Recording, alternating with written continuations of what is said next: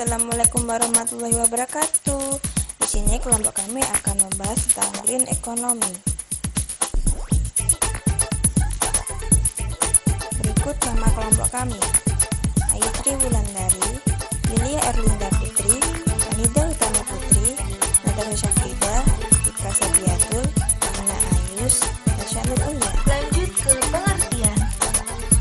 Green economy adalah ekonomi yang mampu meningkatkan kesejahteraan dan keadilan sosial. Ekonomi hijau ingin menghilangkan dampak negatif pertumbuhan ekonomi terhadap lingkungan dan kelangkaan sumber daya alam.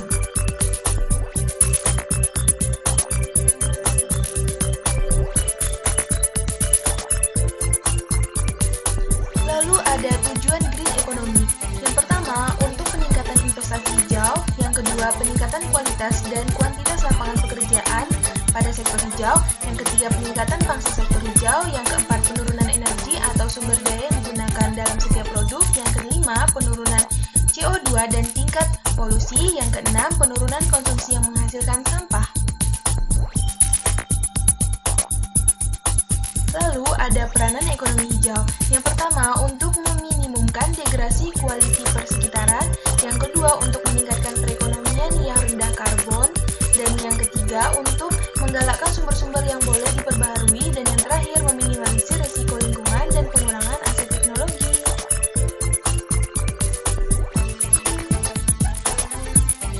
Tahap menuju green economy. Yang pertama, diperlukan keyakinan yang besar pada semua pihak. Yang kedua, cara perubahan dan memulai perubahan. Yang ketiga, memerlukan penyiapan kondisi baru yang akan dituju. Dan yang keempat, mempersiapkan teknologi dan industri yang ramah lingkungan. Kita berpindah ke manfaat green economy. Yang pertama adalah untuk menjaga alam ataupun lingkungan dan mencegah pertumbuhan polusi dari berbagai aspek. Yang kedua, yaitu mengembalikan kesejahteraan. Yang ketiga, perencanaan penggunaan berkelanjutan ekonomi hijau dan memberantas kemiskinan. Dan yang terakhir, konsumsi dan produksi berkelanjutan. Berpindah ke pembentukan perilaku green economy.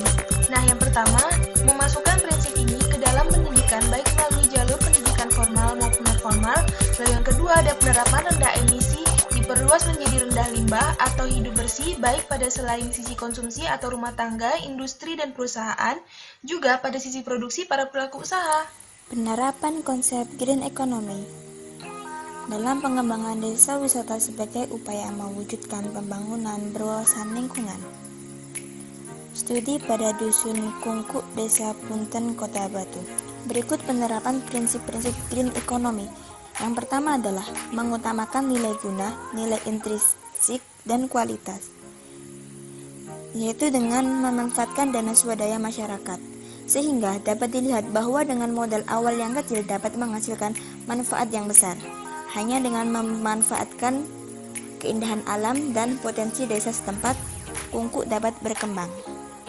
Yang kedua ada mengikuti aliran alam, yaitu memanfaatkan potensi lingkungan setempat.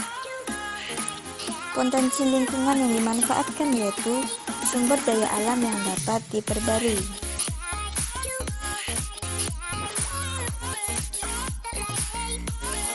Yang ketiga ada keanekaragaman.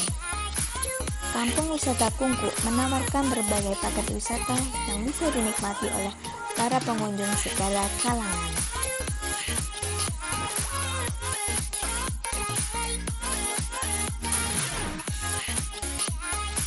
Yang keempat ada kreativitas dan pengembangan masyarakat.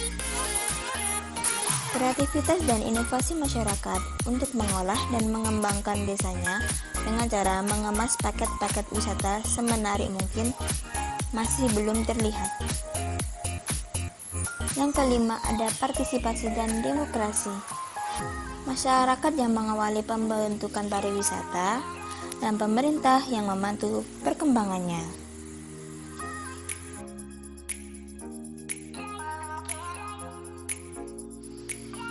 Selanjutnya, faktor-faktor pendukung dan penghambat dalam pengembangan kampung wisata Kungkuk. Yang pertama, kondisi alam. Karena setiap desa memiliki ciri khas dan potensi alam yang menjadi daya tarik tersendiri bagi para wisatawan.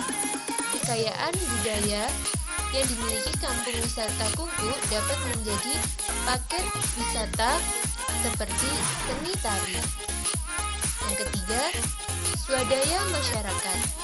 Swadaya masyarakat berupa tenaga, pikiran, dan dana menjadi dasar utama untuk mengembangkan dan mengelola kampung wisata Kungku. 4. Landasan hukum. Landasan hukum desa wisata di Kota Batu telah tertuang dalam Peraturan Daerah Kota Batu. Faktor penghambat. Pertama, sumber daya manusia. Sumber daya manusia pada kampung wisata Kungku belum memiliki skill yang cukup.